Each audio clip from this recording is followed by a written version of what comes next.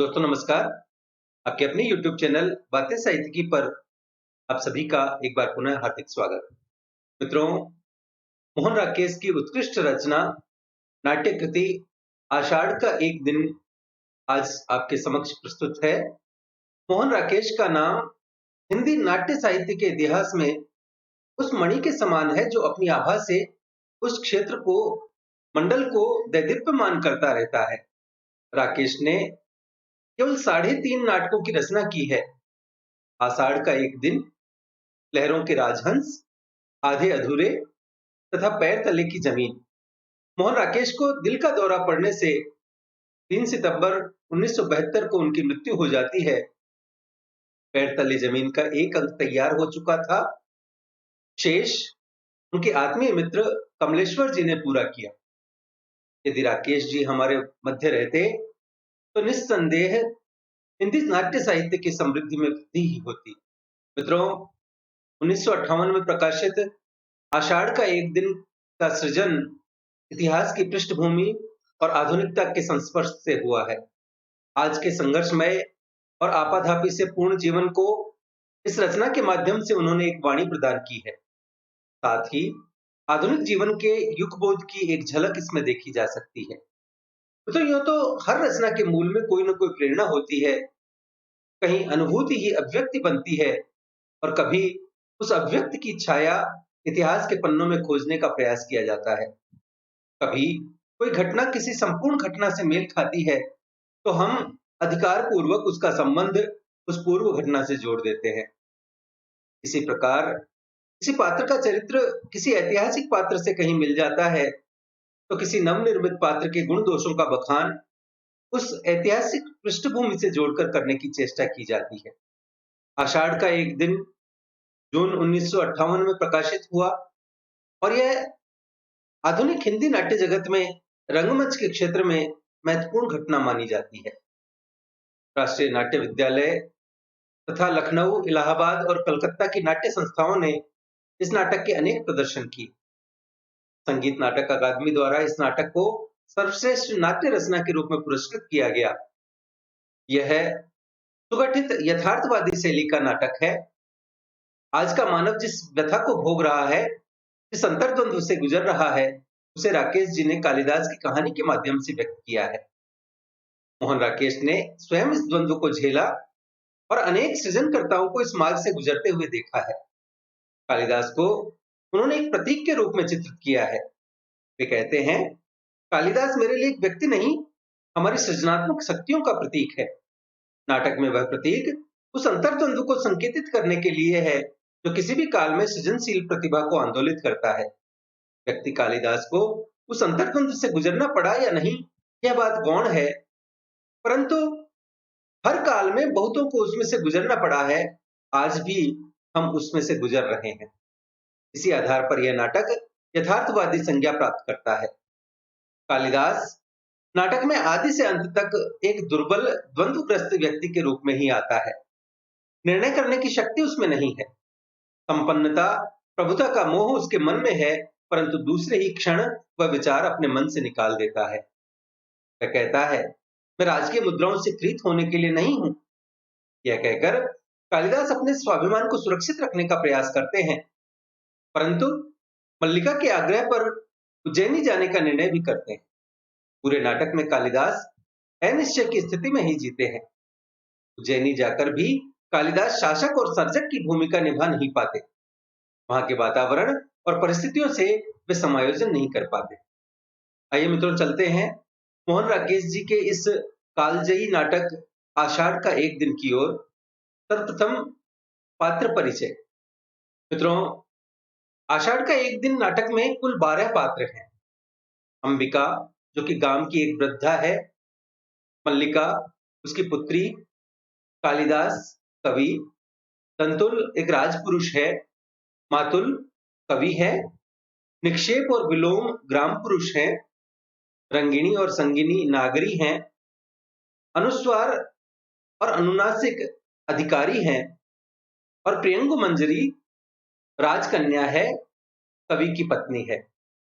प्रथम अंक में पर्दा उठने से पूर्व हल्का हल्का मेघ गर्जन और वर्षा का शब्द सुनाई देता है, जो पर्दा उठने के अनंतर भी कुछ क्षण चलता रहता है, फिर धीरे धीरे धीमा पड़कर विलीन हो जाता है। पर्दा धीरे धीरे उठता है। एक साधारण प्रकोष्ठ से नाटक का प्रारंभ होता है। दीवारें लकड़ी की हैं, परंतु निचले भाग में चिकनी मिट्टी से पोती गई हैं। बीच बीच में गेरू से स्वस्तिक चिन्ह बने हुए हैं। सामने का द्वार अंधेरी डोडी में खुलता है। उसके दोनों ओर छोटे छोटे ताक हैं, जिनमें मिट्टी के बुझे हुए दिए रखे हैं। बाईं ओर का द्वार दूसरे प्रकोष्ठ में जाने के लिए है। द्वार खुला होने पर उस प्रकोष्ठ में बिछे तल्प का एक कोना ही दिखाई देता है। द्वारों के किवाड़ भी मिट्टी से पोते गए हैं और उन पर गेरू एवं हल्दी से कमल तथा शंख बनाए गए हैं। दाईं ओर बड़ा सा झरोका है, जहां से बीच बीच में बिजली कौंधती दिखाई देती है। प्रकोष्ठ में एक और चूल्हा है। आसपास की मिट्टी और कांसे के बर्तन सहेज कर रखे हैं। दूसरी ओर झरोके से कुछ हटकर 3-4 बड़े बड़े कुंभ रखे हैं, जिन पर कालिख और काई जमा है। उन्हें कुशा से ढककर ऊपर पत्थर रख दिए गए हैं। झरोके से सटा एक लकड़ी का आसन है, जिस पर बाघ छाल बिछी है। चूल्हे के निकट 2 चौकियां हैं। उन्हीं में से एक पर बैठी अंबिका छाछ में धान फटक रही है। एक बार झरोखे की ओर देखकर वह लंबी सांस लेती है, फिर व्यस्त हो जाती है। सामने का द्वार खुलता है और मल्लिका गीले वस्त्रों में कांपती सिमटती अंदर आती है। अंबिका आंखें झुकाए व्यस्त रहती है। मल्लिका क्षण भर ठिठकती है, फिर अंबिका के पास आ जाती है और कहती है, आषाढ़ का पहला दिन और ऐसी वर्षा माँ, ऐसी धारासार वर्षा, दूर दूर तक की उपत्यकाएं भीग गई। और मैं भी तो, देखो न माँ, कैसी भीग गई हूं। अंबिका उस पर सिर से पैर तक एक दृष्टि डालकर फिर व्यस्त हो जाती है। मल्लिका घुटनों के बल बैठकर उसके कंधे पर सिर रख देती है। गई थी दक्षिण से उड़कर आती बकुल पंक्तियों को देखूंगी, और देखो सब वस्त्र भिगो आई हूं। उसके केशों को चूमकर खड़ी होती हुई ठंड से सिहर जाती है। पूछती है, सूखे वस्त्र कहाँ है माँ? इस तरह खड़ी रही तो जुड़ा जाऊंगी। तुम बोलती क्यों नहीं? अंबिका आक्रोश की दृष्टि से उसे देखती है और कहती है, सूखे वस्त्र अंदर तल्प पर हैं। मल्लिका कहती है, तुमने पहले से ही निकाल कर रख दिए, और अंदर को चल देती है। तुम्हें पता था मैं भीग जाऊंगी, और मैं जानती थी तुम चिंतित होगी, परंतु मां, और द्वार के पास मुड़कर अंबिका की ओर देखती है और कहती है, मुझे भीगने का तनिक खेद नहीं। भीगती नहीं तो आज मैं वंचित रह जाती। और द्वार से टेक लगा लेती है। चारों ओर धुआंरे मेघ घिर आए थे। मैं जानती थी वर्षा होगी, फिर भी मैं घाटी की पगडंडी पर नीचे नीचे उतरती गई। एक बार मेरा अंशुक भी हवा ने उड़ा दिया, फिर बूंदें पड़ने लगी। मित्रों, अंशुक अर्थात उत्तरीय अथवा ओढ़नी, जिसे दुपट्टा भी कह सकते हैं। अंबिका से आंखें मिल जाती है। वह कहती है, वस्त्र बदल लूं, फिर आकर तुम्हें बताती हूँ। वह बहुत अद्भुत अनुभव था माँ, बहुत अद्भुत। वह अंदर चली जाती है। अंबिका उठकर फटके हुए धान को एक कुंभ में डाल देती है और दूसरे कुंभ से नया धान निकाल लेती है। अंदर के प्रकोष्ठ से मल्लिका के शब्द सुनाई देते रहते हैं। बीच बीच में उसकी झलक भी दिखाई दे जाती है। नील कमल की तरह कोमल और आर्द्र, वायु की तरह हल्का और स्वप्न की तरह चित्रमय। मैं चाहती थी उसे अपने में भर लूं और आंखें मूंद लूं। मेरा तो शरीर भी निचुड़ रहा है माँ। कितना पानी इन वस्त्रों ने पिया है। ओह, शीत की चुभन के बाद उष्णता का यह स्पर्श। और वह गुनगुनाने लगती है, कुवलय दल नीले रुन्नते स्तोय नम्रे। और बीच में पूछती है, गीले वस्त्र कहाँ डाल दूं माँ? यहीं रहने दूं? फिर गुनगुनाने लगती है, मृदु पवन विधूते मंद मंदम चलत भी अपहृतमिव चेतस्तोय देह तेन्द्र चापे पथिक जनवधूनाम तद्वियोगा कुलानाम।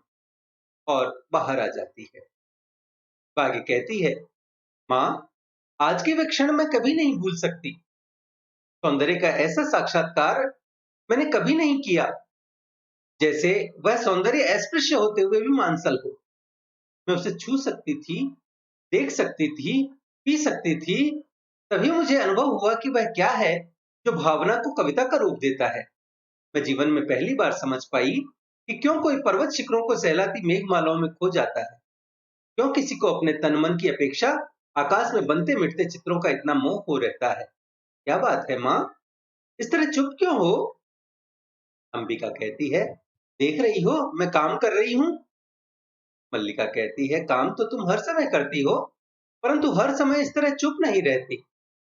वो अंबिका के पास आ बैठती है। अंबिका चुपचाप धान फटकती रहती है। मल्लिका उसके हाथ से छाछ ले लेती है। मैं तुम्हें काम नहीं करने दूंगी, मुझसे बात करो। क्या बात करूं? कुछ भी कहो। मुझे डांटो कि भीग कर क्यों आई हो, या कहो कि तुम थक गई हो इसलिए शेष धान मैं फटक दूं, या कहो कि तुम घर में अकेली थी इसलिए तुम्हें अच्छा नहीं लग रहा था। मुझे सब अच्छा लगता है। और वह उससे छाछ ले लेती है। और मैं घर में दुकेली कब होती हूँ?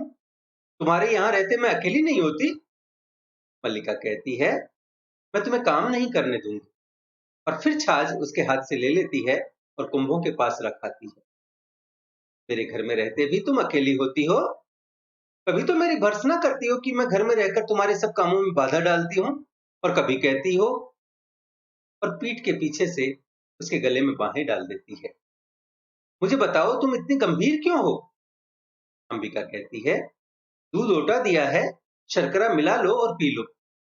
नहीं, तुम पहले बताओ। अंबिका कहती है, और जाकर थोड़ी देर तल पर विश्राम कर लो। मुझे अभी नहीं माँ, मुझे विश्राम नहीं करना है। थकी कहाँ हूं जो विश्राम करूं? मुझे तो अब भी अपने में बरसती बूंदों के पुलक का अनुभव हो रहा है। रोम अभी तक सीज रहे हैं। तुम बताती क्यों नहीं हो? ऐसे करोगी तो मैं भी तुमसे बात नहीं करूंगी। अंबिका कुछ न कहकर आंचल से आंखें पोंछती है और उसे पीछे से हटाकर पास की चौकी पर बैठा देती है। मल्लिका क्षण भर चुपचाप उसकी ओर देखती रहती है। क्या हुआ है माँ, तुम रो क्यों रही हो? अंबिका कहती है, कुछ नहीं मल्लिका, कभी बैठे बैठे मन उदास हो जाता है। बैठे बैठे मन उदास हो जाता है, परंतु बैठे बैठे रोया तो नहीं जाता। तुम्हें मेरी सौगंध है माँ, जो मुझे नहीं बताओ। दूर कुछ कोलाहल और घोड़ों की टापों का शब्द सुनाई देता है। अंबिका उठकर झरोके के पास चली जाती है। मल्लिका क्षण भर बैठी रहती है, फिर वह भी जाकर झरोके से देखने लगती है। टापों का शब्द पास आकर दूर चला जाता है। वह पूछती है, ये कौन लोग हैं माँ? अंबिका कहती है, संभवतः राज्य के कर्मचारी हैं। ये यहाँ क्या कर रहे हैं? जाने क्या कर रहे हैं। कभी वर्षों में ये आकृतियां यहाँ दिखाई देती हैं, और जब भी दिखाई देती हैं, कोई ना कोई अनिष्ट होता है। कभी युद्ध की सूचना आती है, कभी महामारी की। और लंबी सांस लेती है। पिछली महामारी में जब तुम्हारे पिता की मृत्यु हुई, तब भी मैंने ये आकृतियां यहाँ देखी थी। मल्लिका सिर से पैर तक सिहर जाती है। पूछती है, परंतु आज ये लोग यहाँ किस लिए आए हैं? न जाने किस लिए आए हैं। कहते हुए अंबिका फिर छाछ उठाने लगती है, परंतु मल्लिका उसे बांह से पकड़कर रोक लेती है। माँ, तुमने बात नहीं बताई। अंबिका पल भर उसे स्थिर दृष्टि से देखती रहती है। उसकी आंखें झुक जाती है। वह कहती है, अग्निमित्र आज लौट आया है। और छाछ उठाकर अपने स्थान पर चली जाती है। मल्लिका वहीं खड़ी रहती है। वह पूछती है, लौट आया है? कहां से? जहां मैंने उसे भेजा था। तुमने भेजा था? और होठ फड़फड़ाने लगते हैं। वह बढ़कर अंबिका के पास आ जाती है। किंतु मैंने तुमसे कहा था, अग्निमित्र को कहीं भेजने की आवश्यकता नहीं है। क्रमशः स्वर में और उत्तेजना आ जाती है। तुम जानती हो मैं विवाह नहीं करना चाहती, फिर उसके लिए प्रयत्न क्यों करती हो? तुम समझती हो मैं निरर्थक प्रलाप करती हूँ? अंबिका धान को मुट्ठी में ले लेकर जैसे मसलती हुई छाछ में गिराने लगती है और कहती है, मैं देख रही हूँ तुम्हारी बात ही सच होने जा रही है। अग्निमित्र संदेश लाया है कि वे लोग इस संबंध के लिए प्रस्तुत नहीं है। कहते हैं। मल्लिका पूछती है, क्या कहते हैं? क्या अधिकार है उन्हें कुछ भी कहने का? मल्लिका का जीवन उसकी अपनी संपत्ति है। वह उसे नष्ट करना चाहती है तो किसी को उस पर आलोचना करने का क्या अधिकार है? अंबिका कहती है, मैं कब कहती हूँ मुझे अधिकार है? मल्लिका सिर झटककर अपनी उत्तेजना को दबाने का प्रयत्न करती है और कहती है, मैं तुम्हारे अधिकार की बात नहीं कह रही। तुम न कहो, मैं कह रही हूं। आज तुम्हारा जीवन तुम्हारी संपत्ति है, मेरा तुम पर कोई अधिकार नहीं है। मल्लिका पास की चौकी पर बैठकर उसके कंधे पर हाथ रख देती है और कहती है, ऐसा क्यों नहीं कहती हो? तुम मुझे समझने का प्रयत्न क्यों नहीं करती? अंबिका उसका हाथ कंधे से हटा देती है और कहती है, मैं जानती हूं तुम पर आज अपना अधिकार भी नहीं है, किंतु इतना बड़ा अपवाद मुझसे नहीं सहा जाता है। मल्लिका बाहें घुटनों पर रखकर उन पर सिर टिका लेती है और कहती है, मैं जानती हूँ माँ, अपवाद होता है, तुम्हारे दुख की बात भी जानती हूँ, फिर भी मुझे अपराध का अनुभव नहीं होता। मैंने भावना में एक भाव का वर्ण किया है, मेरे लिए वह संबंध और सब संबंधों से बड़ा है। मैं वास्तव में अपनी भावना से प्रेम करती हूँ, जो पवित्र है, कोमल है, अनश्वर है। अंबिका के चेहरे पर रेखाएं खिंच जाती हैं। वह कहती है, और मुझे ऐसी भावना से वितृष्णा होती है, पवित्र, कोमल और अनश्वर हैं। मल्लिका कहती है, माँ, तुम मुझ पर विश्वास क्यों नहीं करती? अंबिका कहती है, तुम जिसे भावना कहती हो वह केवल छलना और आत्म प्रवंचना है। भावना में भाव का वर्ण किया है। मैं पूछती हूँ, भावना में भाव का वर्ण क्या होता है?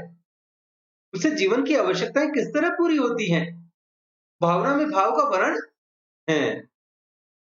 मल्लिका क्षण भर छत की ओर देखती रहती है और फिर कहती है, जीवन की स्थूल आवश्यकताएं ही तो सब कुछ नहीं है माँ, उनके अतिरिक्त भी तो बहुत कुछ है। अंबिका फिर ध्यान भटकने लगती है और कहती है, होगा, मैं नहीं जानती। मल्लिका कुछ क्षण अंबिका की ओर देखती रहती है और कहती है, सच तो यह है माँ कि ग्राम के अन्य व्यक्तियों की तरह तुम भी उन्हें संदेह और वितृष्णा की दृष्टि से देखती हो। अंबिका कहती है, ग्राम के अन्य लोग उसे उतना नहीं जानते जितना मैं जानती हूँ। क्षण भर दोनों की आंखें मिली रहती हैं। तो कहती है, मैं उससे घृणा करती हूँ।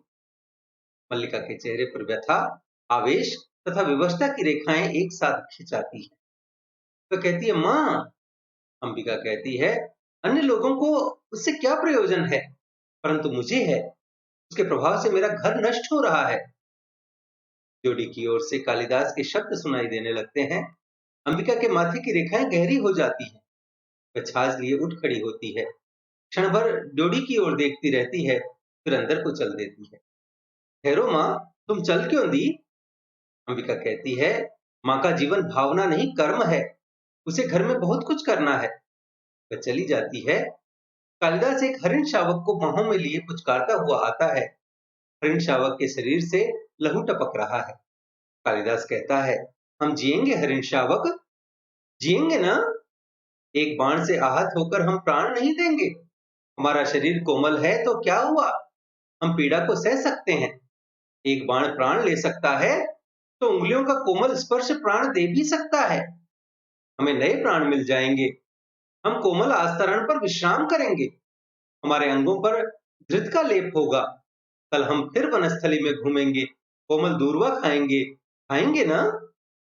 मल्लिका अपने को सहेज कर द्वार की ओर जाती है और पूछती है, यह आहत हरिण शावक, यहाँ ऐसा कौन व्यक्ति है जिसने इसे आहत किया? क्या दक्षिण की तरह यहाँ भी?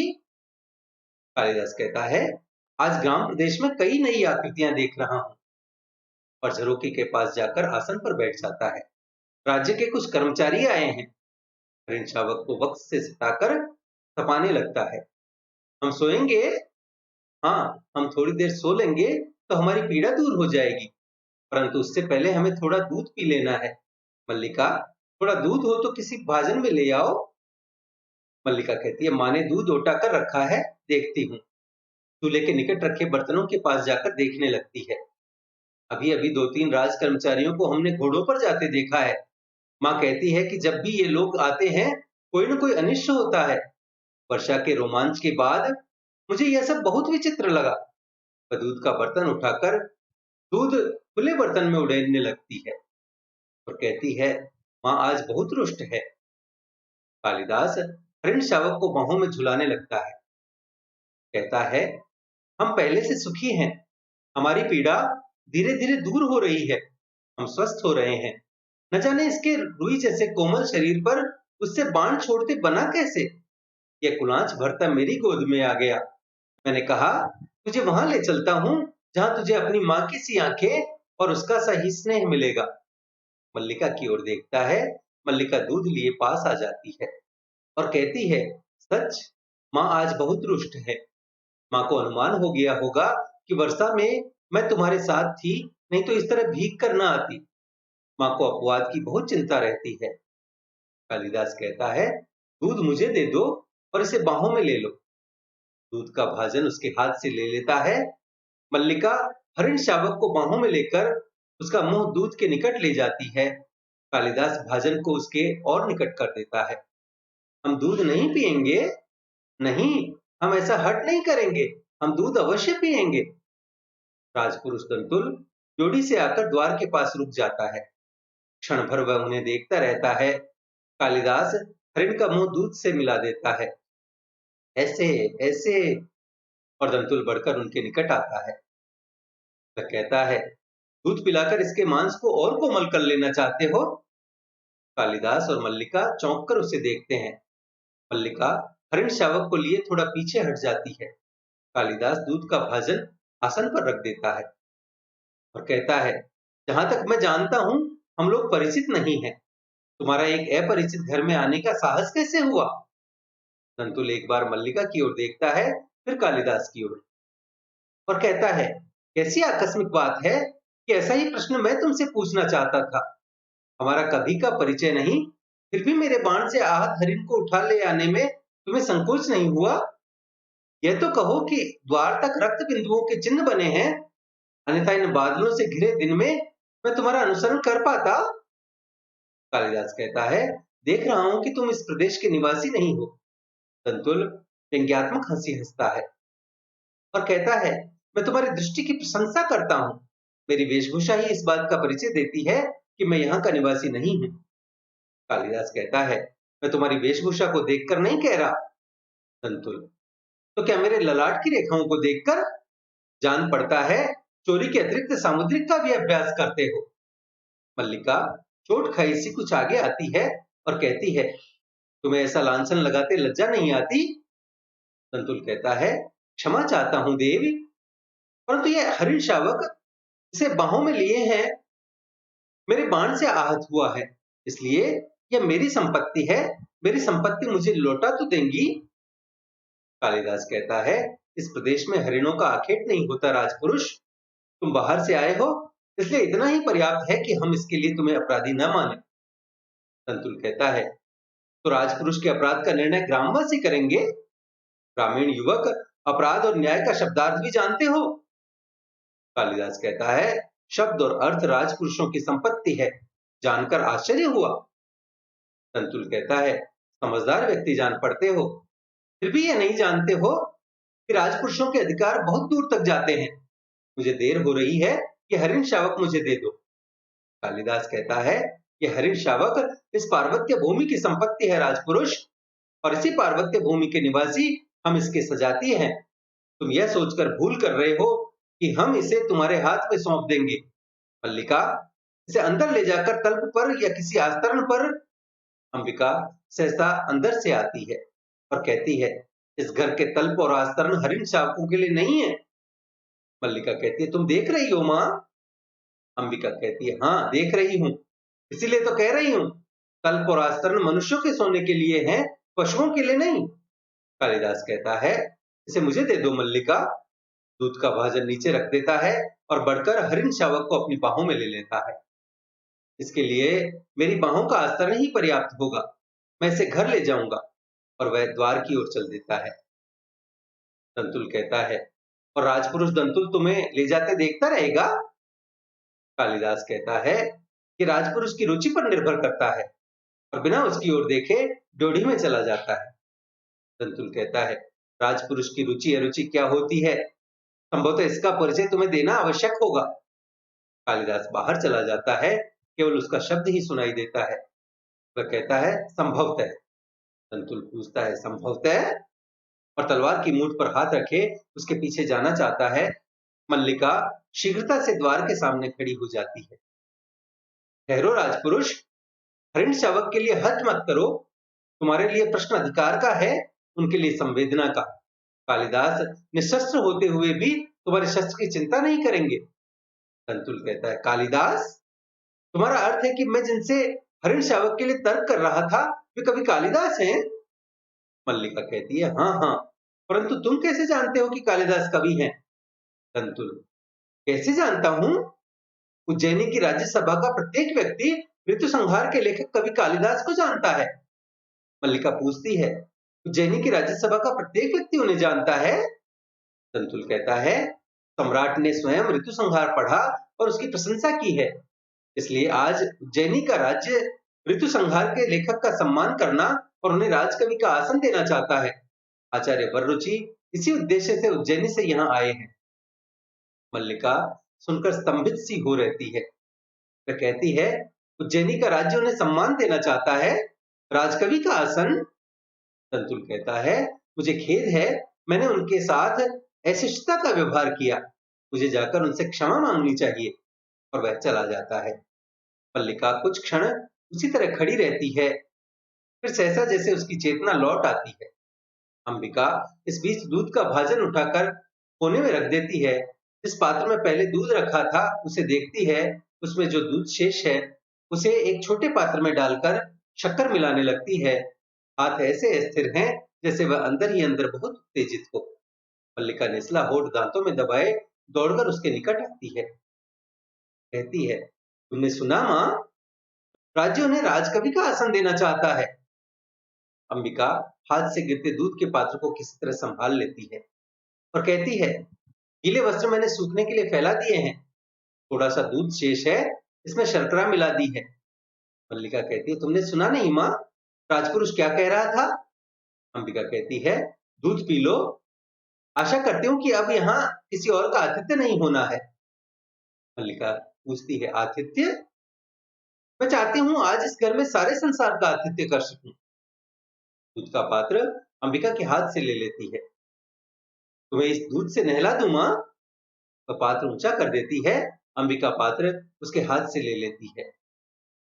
अंबिका कहती है मैं दूध से बहुत नहा चुकी हूँ। मल्लिका कहती है तुम कितने निष्ठुर हो मां, तुमने सुना नहीं राज्य उन्हें सम्मान दे रहा है, फिर भी तुम? अंबिका कहती है दूध पी लो और फिर से वर्षा में भीगने का मोह न हो तो मैं तुम्हारे लिए आस्तरण बिछा दूं, मैं जैसे निश्चल हूं रहने दो। मल्लिका के गले में बाहें डाल देती और कहती है नहीं, तुम निष्ठुर नहीं हो, मैंने कब कहा है तुम निष्ठुर हो? अंबिका कहती है नहीं, तुमने नहीं कहा, दूध पी लो। मल्लिका दूध का पात्र उसके हाथ से लेकर एक घूंट में दूध पी जाती है और पात्र कोने में रख देती है। फिर अंबिका का हाथ खींचकर उसे बिठा देती है और स्वयं उसकी गोदी में लेट जाती है। मल्लिका कहती है मां, तुम सोच सकती हो आज मैं कितनी प्रसन्न हूं?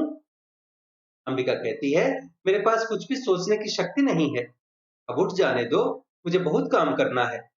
उठने का प्रयत्न करती है, मल्लिका उसे रोके रहती है। वह कहती है नहीं, उठो नहीं, इसी तरह बैठे रहो, राज्य उन्हें सम्मान दे रहा है मां, उन्हें राजकवि का आसन प्राप्त होगा। सहसा अंबिका की गोदी से हटकर बैठ जाती है। उस व्यक्ति को जिसे उसके निकट के लोगों ने आज तक समझने का प्रयत्न नहीं किया, जिसे घर में और घर से बाहर केवल लांछना और प्रताड़ना ही मिली है, अब तो तुम विश्वास करती हो मां कि मेरी भावना निराधार नहीं है?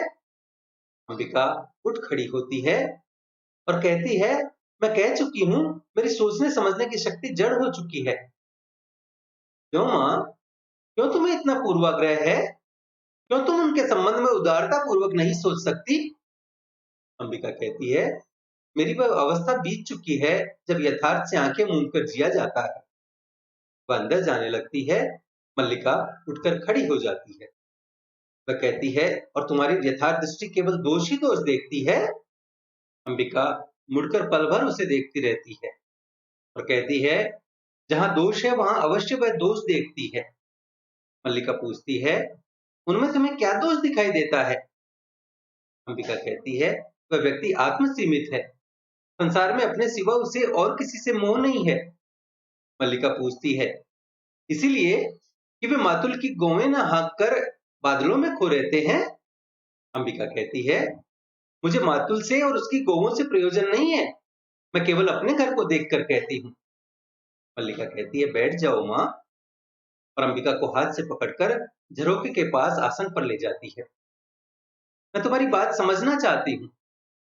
अंबिका कहती है, मैं भी चाहती हूँ तुम आज समझ लो। तुम कहती हो तुम्हारा उससे भावना का संबंध है, तो भावना क्या है? मल्लिका कहती है, मैं उसे कोई नाम नहीं देती।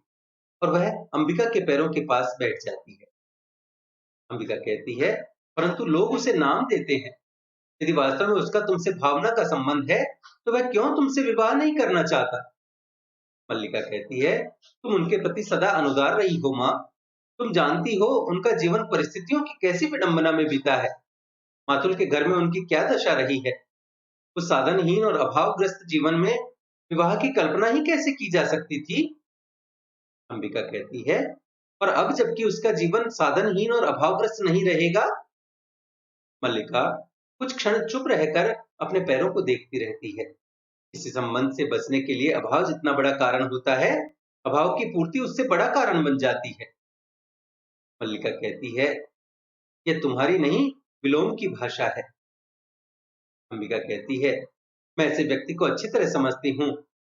तुम्हारे साथ उसका इतना ही संबंध है कि तुम एक उपादान हो, जिसके आश्रय से वह अपने से प्रेम कर सकता है, अपने पर गर्व कर सकता है।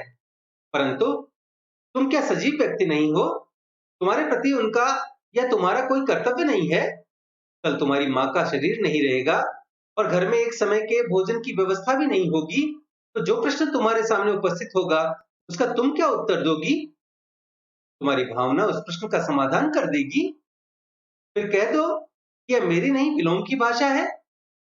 मल्लिका सिर झुकाए कुछ क्षण चुप बैठी रहती है, फिर अंबिका की ओर देखती है और कहती है, माँ, आज तक का जीवन किसी तरह बीता ही है, आगे का भी बीत जाएगा।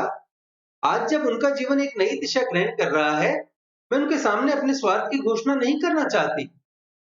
और बाहर से मातुल के शब्द सुनाई देने लगते हैं। मातुल कहता है, अंबिका, अंबिका, घर में हो कि नहीं? अंबिका और मल्लिका जोड़ी की ओर देखती हैं। मातुल अस्त व्यस्त सा आता है। मातुल कहता है, हो, घर में ही हो। मैं आज सारे ग्राम में घोषणा करने जा रहा हूँ कि मेरा इस कालिदास नामधारी जीव से कोई संबंध नहीं है। मल्लिका पूछती है, क्या हुआ है आर्य मातुल? मातुल कहता है, मैंने इसे पाला पोसा बड़ा किया, क्या इसी दिन के लिए कि यह इस तरह कुलद्रोही बने? मल्लिका कहती है, परंतु उन्हें तो सुना है राज्य की ओर से सम्मानित किया जा रहा है। उज्जैनी से कोई आचार्य आए हैं। मातुल कहता है, यही तो कह रहा हूँ, उज्जैनी से कोई आचार्य आए हैं। मल्लिका, परंतु आप तो कह रहे हैं। मातुल, मैं ठीक कह रहा हूँ, आचार्य कल ही इसे अपने साथ उज्जैनी ले जाना चाहते हैं। मल्लिका कहती है, किंतु?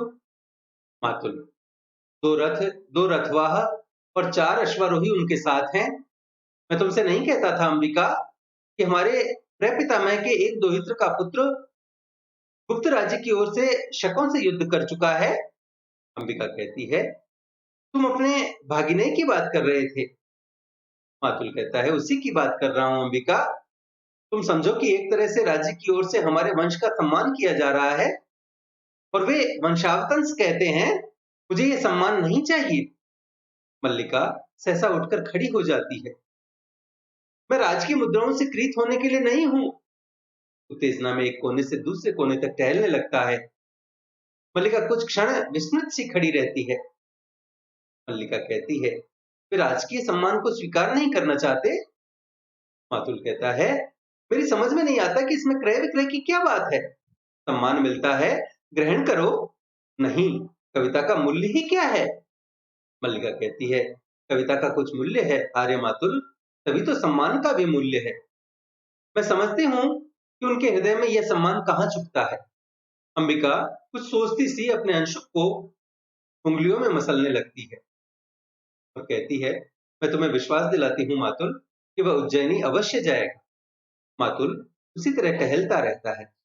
मातुल कहता है, अवश्य जाएगा? वे लोग इसके अनुचर हैं जो अभिस्तुति करके इसे ले जाएंगे। अंबिका कहती है, सम्मान प्राप्त होने पर सम्मान के प्रति प्रकट की गई उदासीनता व्यक्ति के महत्व को बढ़ा देती है। तुम्हें प्रसन्न होना चाहिए कि तुम्हारा भागिनेय लोक नीति में भी निष्णात है।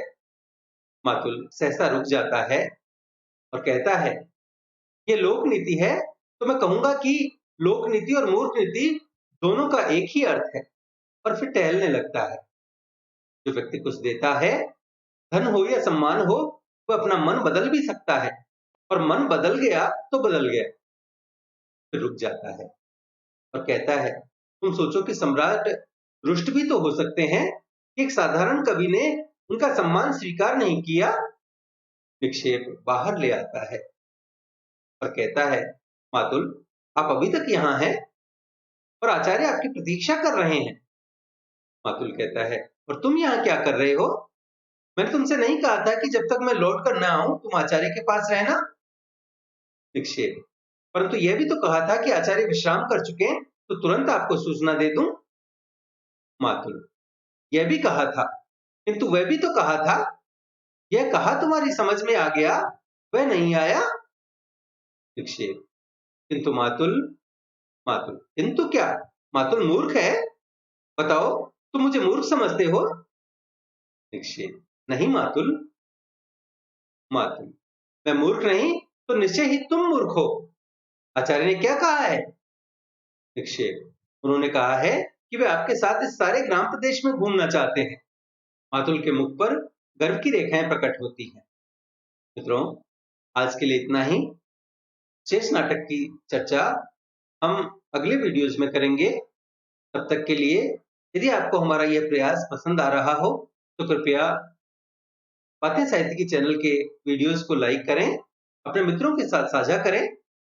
पीडीएफ तथा अन्य सहायता के लिए हमसे टेलीग्राम पर जुड़ें, और यदि बातें साहित्य की चैनल को अभी तक भी आपने सब्सक्राइब नहीं किया हो तो कृपया सब्सक्राइब करें और घंटी का बटन दबाकर आने वाले सभी वीडियोज की सूचना अपने तक सबसे पहले पहुंचाएं और देखते रहें बातें साहित्य की।